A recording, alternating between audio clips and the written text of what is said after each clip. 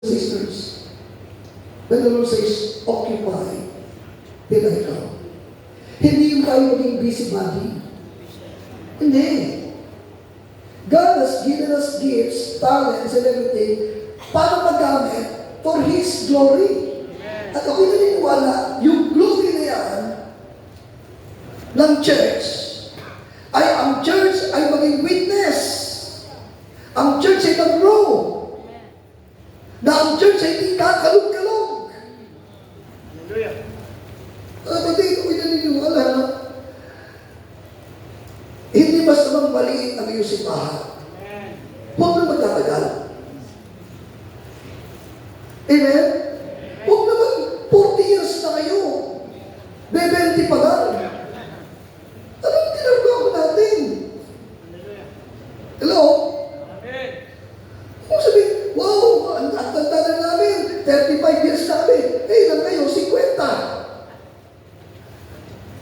Ano ba ang pinagagawa ni Lord? May assignment tayo sa Lord. Kasi kay Lord, ang pinaka-importante sa Kanya, kaluluwa. Ang pinaka-importante kay Lord, yung mga taong, alam mo, araw-araw, maraming wine-welcome ang impyerno. Every day, hell is receiving souls. Mga kapatid, we have an assignment. Kaya sabi ko sa inyo, itong convention ito is more of,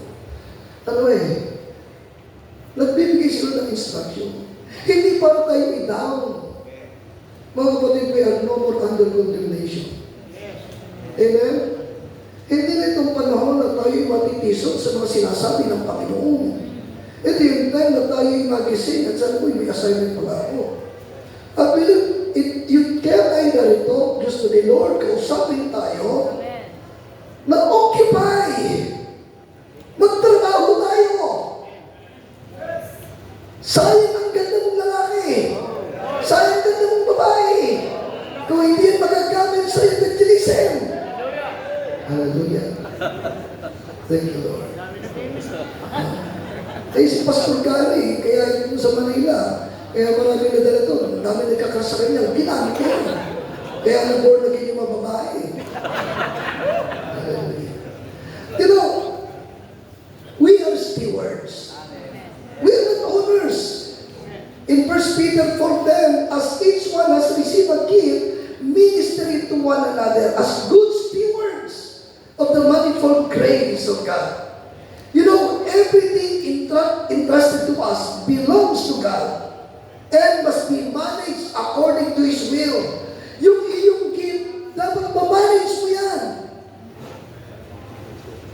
Alam mo, tayo mga pastor, we have to see that ang pagpapastor hindi norma. Yes. Ang pagpapastor hindi title. Ang pagpapastor ay pagkalat ng mga kaluluwa at pagdidisciple para yung mga tao na yan ang gumawa ng gawain ng ministeryo. These are assignment to equip. And yun yung pride ng puso mo. At tama ang PCEC. The PCEC has a program, has a theme, na about discipleship, disciple making. Sana sa Laguna, tayong mga pastor, yan ang ating bigyan ng pansin. Amen? Now, occupy till Jesus comes. It requires diligence and productivity. Pag natin occupy till Jesus comes, occupy till I come, it requires diligence and productivity. God expects us to actively use what He has entrusted to us. Sasabihin natin, praise God, God is faithful. Pero, while God is faithful, we should be faithful also. Amen. Amen? At pag sinabing faithfulness requires action. You cannot say you are faithful when you are not doing anything. anything. Sabi sa Matthew 25:16 and 17 dun sa parable, then he who had received the 5 talents went and traded them with them and made another 5 talents. And likewise he who had received 2 gave 2 more also. So, tinan mo ha, the faithful servants immediately put their talents to work rather than leaving them unused. Mga pastor tayo, binigyan tayo ng Lord ng talent na magsalita. Binigyan tayo ng talent na magturo. Saan natin ginagamit ito? Amen? Tinawag tayo. Hindi para maging sikat. Tinawag tayo, hindi para masabi na, oh, galing na, hindi. Gamitin natin yan para mag-multiply tayo. Amen? We are called to multiply ourselves. Hallelujah. Naalala ko nung there was a pastor who gave a definition of discipleship. Sabi niya, ang discipleship daw is si Jesus na makalapit, pumunta sa lupa upang yung mga makalupa maging makalapit. Ikaw ay makalapit. Amen. Kaya ka aabot sa mga makalupa para yung mga makalupa ay maging makalapit. Amen? Kaya dapat ang ating simbahan ay purong makalapit. At aabutin nila ang mga tao sa labas na mga makalupa para sila din ay maging makalapit. Amen. Kapatid, the faithful servants, these people, so Matthew 25, they immediately put their talents to work rather than leaving them unused. At alam niyo po, God is giving us all the opportunities. So dapat yung opportunities must be maximized. Opportunities must be maximized. Pastors, kumusta ang inyong church? Meron na ba kayong mga disciples? Kasi, when we face the Lord, He will ask us one thing. And He will ask, where is your disciple? Why? Because the command of Jesus before He left, go and make disciples. Ngayon ang tanong, have you spent your time here on earth discipling people? May mga nag-disciple na ba tayo? Kailangan yun. Hindi ito pagalingan, hindi pa, kundi ito ay being faithful to our goal. May discipleship. Kailangan natin yun. And opportunities, ibinibigay ng Lord, it must be maximized. Kapatid, sabi ng Ephesians 5:15 and 16, see them that you walk circumspectly, not as fools, but as wise, redeeming the time, because the days are evil. You know, wise believers recognize and redeem every opportunity for kingdom impact. Alam niyo, ini-imagine ko, kung magawa lang natin na ang ating mga miyembro ay maturuang mag-evangelize. At araw-araw, kung saan sila napunta, sa trabaho, sa palengke, sa schools, sila ay makapagbahagi ng salita ng Diyos. Alam mo, paglinggo, pag nagsama-sama tayo, may welcome tayo ng believer, na naging believer, because our people went to them on a normal, on a lifestyle. Ang Sunday service natin, totoong celebration. Kaya yung ibang Sunday service, hindi celebration. Parang funeral service. Kasi parang no reason to celebrate. Walang isinilang. Hallelujah.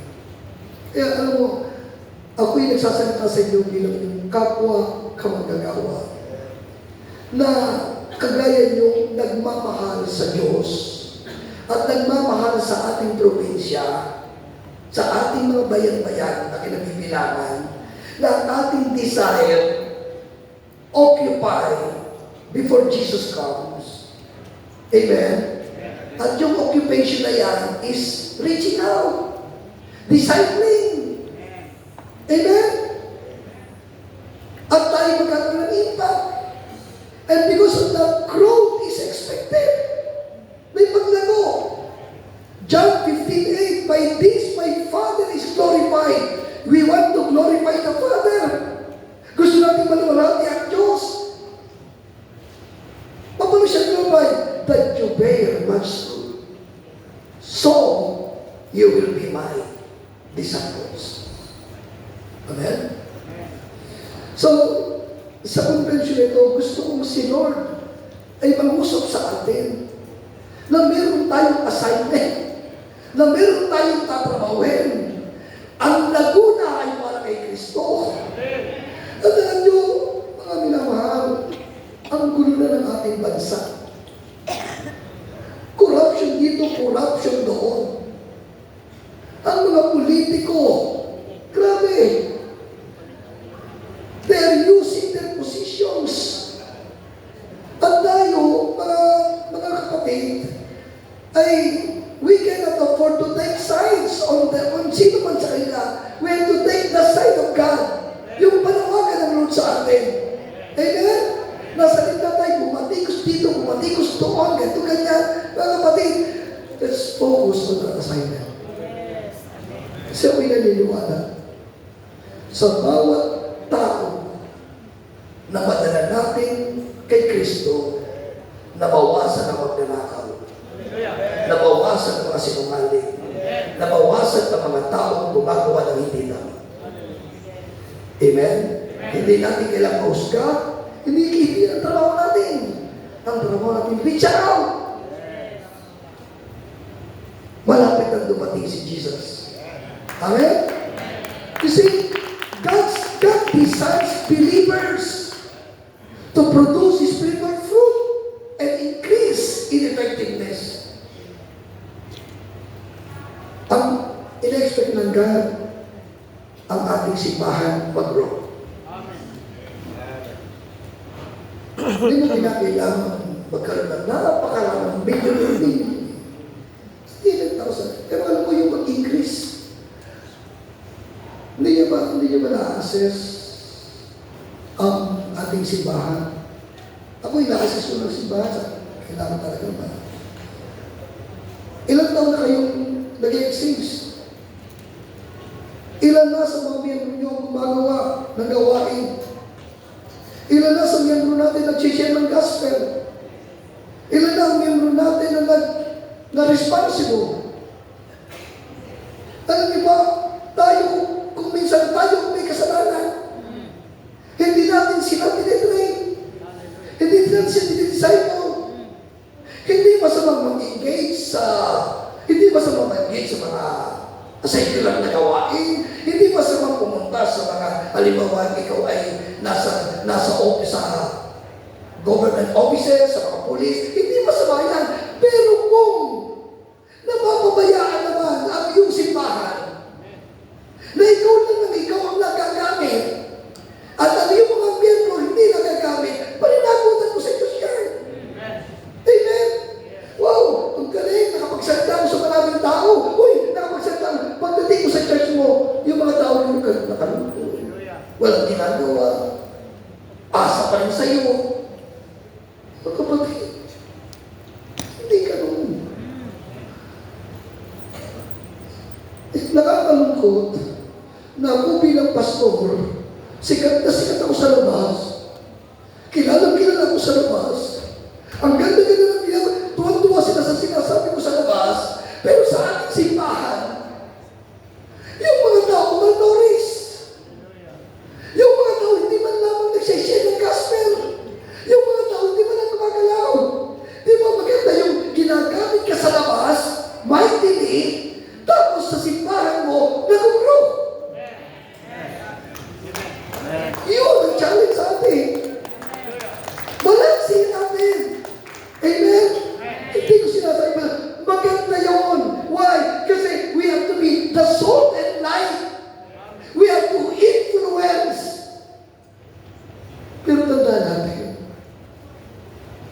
influence is proportionate dun sa ating simbahan. Sa growth. Hindi nyo alam. Akala nyo, hawang-hawa sa inyo mga tao. Pero pag nasa likod nyo na, ang galing magsalita niya, pero tingnan mo na simbahan niya. Di ba? Masakit yun. Kaya napaka-importante, tulong-tulong tayo. The reason why we have convention is we come together, we talk. Walang pagalingan. Walang pagtatang ng sino man. Kasi walang pwede mo daw sa'yo. Kaya lang, kailangan natin marinig ang totoo, ang reality. Amen? And kingdom service requires commitment. Romans 12:11, not lacking in diligence, fervent in spirit, serving the Lord. Alam mo tayo mga believers, we should serve God with enthusiasm, with diligence, and perseverance. Hallelujah. You know, the reason why gusto ko magsalita sa inyo na hindi ako others. We are one. At bilang pastor, I believe ito yung responsibilidad ko na sabihin sa bawat isa natin. Hindi para ihak ito, kundi pwede tayo, kasi ang convention, once a year to Pero ang nilalong dito pagkatapos ng convention, ano gagawin natin? Kaya I challenge the chairman, I challenge the ministerial heads na pag-usapan sa sa inyong ministerial. Hindi lang yung kung ano kundi mag-listen. Na-saturate nyo naman yung bayan. Alam nyo naman kung ilang barangay meron kayo at ilang barangay lang may simbahan. Hindi ba pwede magtulong-tulong? Alam nyo, naisip ko lang. Ang miyembro ng ating simbahan ay iba-iba. Our membership comes from different sectors of society. Right? We have teachers, public school teachers, or private school teachers. We have government employees, na member natin. We have members ng mga policemen, police officers. Meron tayong mga vendors. Alam nyo, sa tingin ko, kung sila sa loob ng simbahan ay ating tinetrain, saling na tayo mga pastor ang lumabas, sila ang lalabas, they'll be the one to saturate, they'll be the one to penetrate their own colleagues, at magugulat ka na lang. Pagpunta sa simbahan, sila represented ng 7 mountains of culture. At tayo mga pastor, we are equipping them. We are equipping them. Yun. Kaya lang ang problema, yung complacency. You know, fear and complacency hinder kingdom progress. You know, the unfaithful servant lost his opportunity because he allowed fear and inactivity to control him. Kasi alam nyo, pag natakot ka, fear leads to inaction. Sa Matthew 25 verse 25, sabi niya, bakit hindi mo ginamit? Bakit hindi ka nag-trade? Why didn't you use? Sabi niya, and I was afraid and went and hid your talent in the ground. Look, there you have what is yours. You know, natakot. Alam niyo ba? Ang ating mga miyembro, natakot din. At alam niyo kung bakit natatakot? They don't know what to do. They are not trained, they are not equipped. At tayo natakot kasi, hindi ko alam. Gusto niyo ba na kayo na lang ang gawang gumawa? Habang ang ating mga miyembro ay naandyan lang. Ay dahil mo madali kayo bumamatay. Kasi pag ikulat ang gawin, mamamatay ka ka. Amen? Sa'yo sabi mo, don't die early. Huwag mo nang mamamatay. Iikot natin. Yung mga excuses. You know, excuses cannot replace obedience.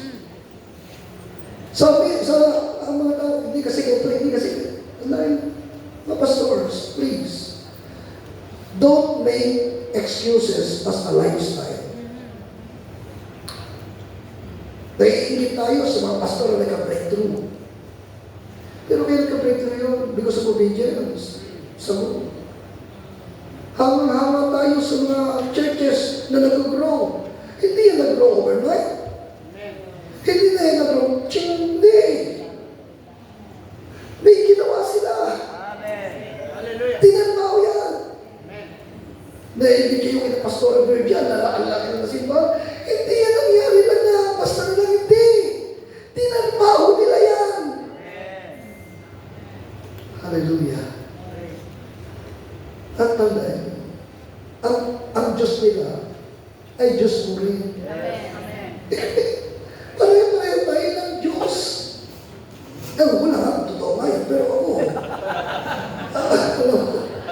You know, Matthew 25, 24, 25, then he who had received 1 talent came and said, Lord, I knew you to be a hard man, reaping where you have not sown, and gathering where you have not scattered seed.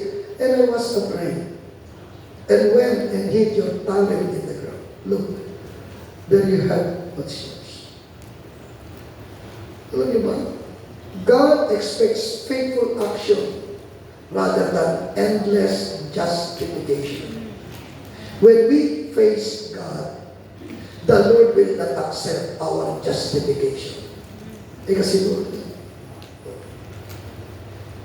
hindi.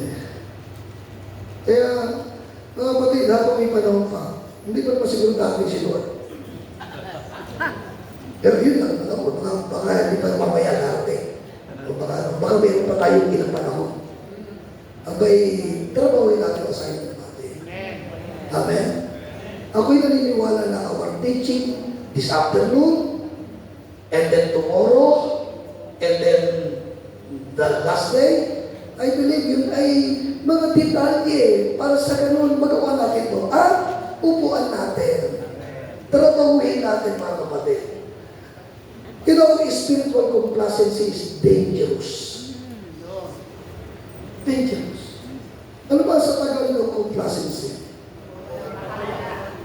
Pagpapawalang bahala. Thank you, Pag pagpapawalang bahala. Yung okay lang, mamaya na, may mamaya na.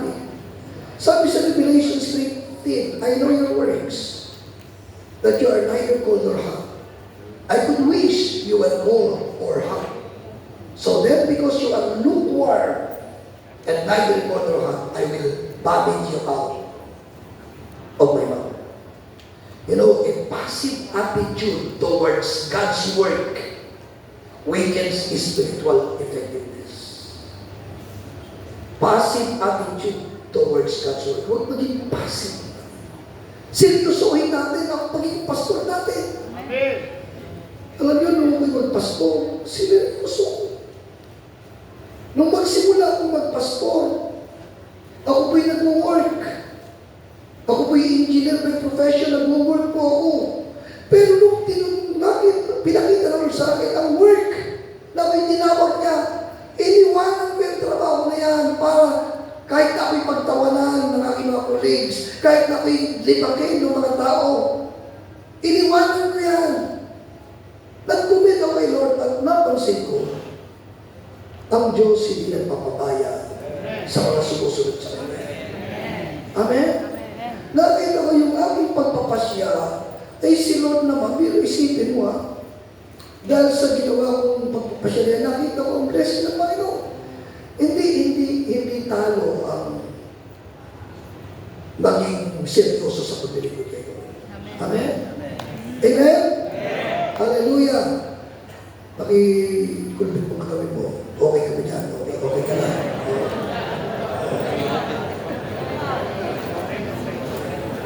Praise God. And neglected gifts. Yung mga pinabayaan nating gifts, it will produce no fruit. 2 Timothy 1:6, therefore I remind you to stir up the gift of God, which is in you through laying on of hands. Ano mo nakita ko? Ang mga pastor, dapat ay meron gift of teaching. Ang mga teacher, hindi mo kailangan maging pastor. kundi siya. Pero pag ikay pastor, dapat meron kang gift of teaching. Amen? Kayo may gift of teaching. Gamitin nyo. Gamitin natin. I-assess nyo ang ginagawa nyo sa church. I-assess natin. Sa inyo bang pagpapastor, ilang porsyento ng pagtuturo ang inyong ginagamit kaysa sa pang-preach lang? Kasi teaching will give your people foundations. Amen? Ang preaching, magpapasaya yan, magpa-encourage yan. Pero yung pagtuturo, kailangan natin gawin. Amen? Hallelujah. God-given abilities must be developed and exercised regularly. And ito nga, occupied religious comes involves advancing God's kingdom. Pero ibig sabihin niya, pag sinabing occupied till Jesus comes, ano oras na? Okay? Okay. May ito, anak. Okay. Occupied till Jesus comes involves advancing God's kingdom. Tayong mga mananampalataya, we are going to contribute actively. Our members must contribute actively to God's purpose on earth. At ang isa dyan, preach the gospel faithfully. Ipangaral natin ang gospel. Di ba Mark 16:15, and he said to them, go into all the world and preach the gospel to every creature. Alam mo, the Great Commission remains a primary responsibility of every one of us. Huwag tayong umalis sa Great Commission. Huwag tayong umalis sa evangelism and discipleship. Amen? Amen. Ipangaral natin. Kaya I would recommend, I pray, na bawat pastor, gumawa kayo ng simpleng presentation ng gospel.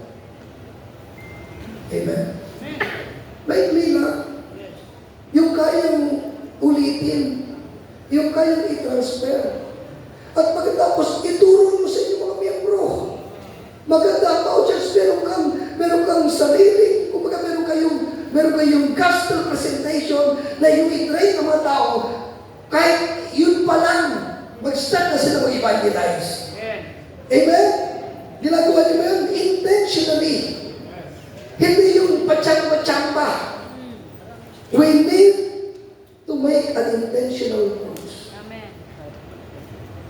Occupy the account. At parang sinasabi niya ng anak, bilang pastor, bago ako tumandi, trabahuhin ko na ang mga tao na born again sa inyo ay matutong mag-evangelize. Amen. Amen? Huwag niyo lang kulang tithes. Alam mo, aalis yung mga yan. Hallelujah. Kasi dapat sila, alam mo kaya ang tao na natin gumagawa. May ginagawa. So, I would suggest, I would propose, tayo ay kumuha ng mga format, ng mga template, para sa kanila mag-ibag sa ituro nyo sa inyong mga miyembro. Para ang ating mga miyembro, kasi ang ating prayer sa Laguna ay maranasan ang All Saints Movement. Hallelujah. Alam mo yung All Saints Movement? That every saint, every Christian is doing the work of the ministry. Sila ay nandun sa iba't ibang lugar, sa mga kalye, sa mga offices, at nag-share ng gospel. Amen. Amen. Hallelujah. And then, i-disciple natin sila. Amen. Be disciple others intentionally. Di ba, Matthew 28:19, go therefore and make disciples of all the nations, baptizing them in the name of the Father and of the Son and the Holy Spirit, teaching them to observe all things that I have commanded you, and lo, I am with you always, even to the end of the years. So, kingdom work includes helping others grow in their faith. Amen.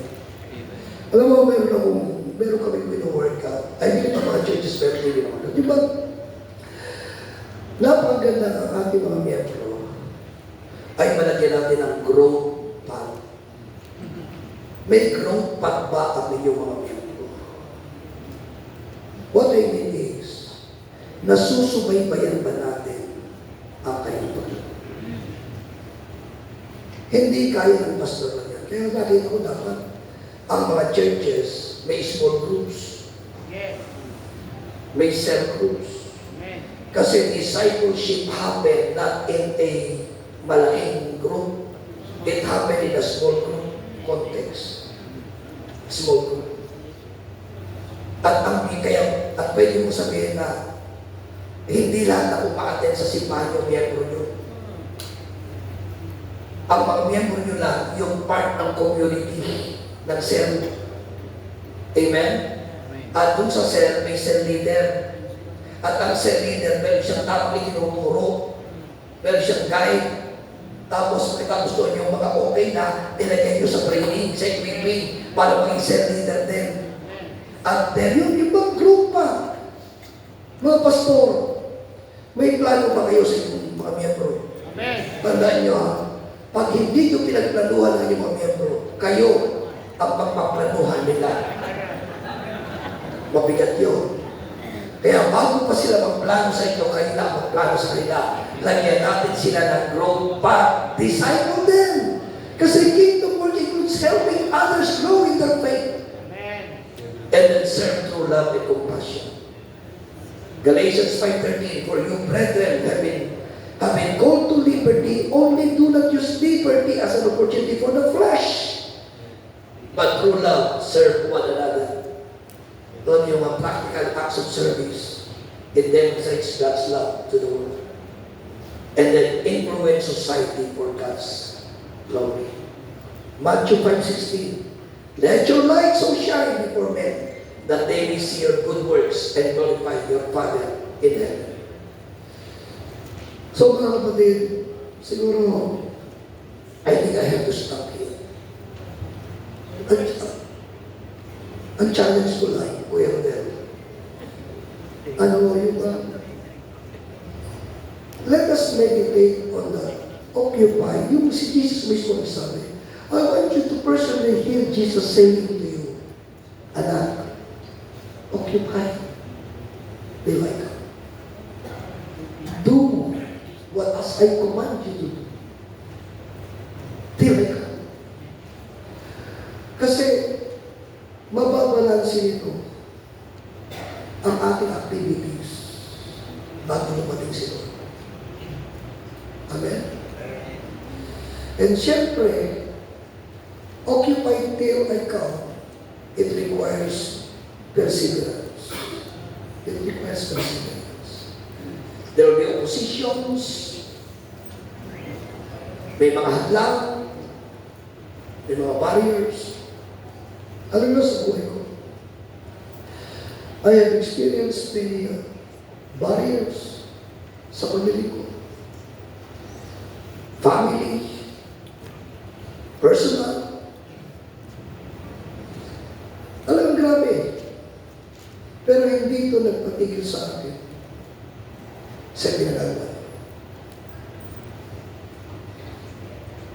At huwag tayong padala sa mga uso. Yes. Na kung anong uso, doon tayo. Naalala ko noon, way back in the 90s, nauso yung pagpunta sa Hong Kong, mission. Mission daw, Hong Kong mission. Sabi niya, Pastor, sumama ka sa amin, sa Hong Kong tayo wala may mission. Sabi niya, hindi yan nakaloka ng Lord sa akin. Hindi ako buka ng passport. Oo, nagpunta sa China, ganyan. Kasi para sa akin, hindi rin. Kasi tinulang ko lang na hear and obey. Hear and then obey. Alam mo, nag-focus ako sa church namin. 7 years. Nag-training kami, kasama sila Pastor Oji, sila Pastor Larry. Mga bata pa kami noon. Wala kaming ang aming tanging katamihan is mga gwapo kami, yun lang. Pero yung wala. Yun lang. Pogi. Presence of God inside. Pero alam mo, huwag tayo magpa-distract. Tuloy na kami. And then, may sagama ng pera. Kasi, ano kami noon, mga kabataan. Pero hindi namin nakikita tuloy. And then, mga pagkakasakit. Yan, alam niyo naman na nangyari sa buhay ko. Na yung aking wife, We've been married for 33 years. Habang nagbibilis ako, nagkasakit siya. Naputulan ng paa. Pero alam niyo, tuloy lang. Tapos namatay. I was so devastated, I tell you. Pero di ko naisip mag-backslide. Amen. Marami tayong makaranasan. Pero si Lord mabuti. Amen. Binigyan ako ng Lord ng bagong buhay. Hallelujah. Amazing. Hallelujah.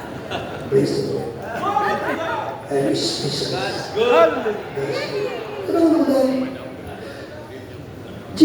you know, occupy to this comes, it calls for perseverance. Kaya tayo nagsasama-sama, nagpapalakasan tayo. Kanina, I enjoyed the praise and worship. Siya kung para sa akin, every time na may praise and worship, gusto ko, sabi ko, labitin pa ako para mabilis naman yun. Kasi ang sarap magbabad sa presence ni Lord. Amen? Kasi nakakatulong yan to persevere. Kaya with that, mga kapatid, mga kakawa ko, to my fellow pastors, I am pleading, I beseech you, brethren, by the mercies of God, that we truly occupy till Jesus comes. I pray that whatever we will hear from this afternoon hanggang sa damdamin natin. Damahin natin. Kailangan natin ito. Amen. Lalago ang mga simbahan. Amen. Lalakas ang mga miyembro. Dadami ang mga Kristiyano sa 7 mountains of culture. At yan ay nasa ating mga simbahan. At tayo mga magkakapatid na mga pasto ay lalong magkakaisa. Lalong magtutulungan. Walang payabangan. Walang competitions. Amen? And then we need one another. Amen. So shall we all rise, please? Shall we all rise?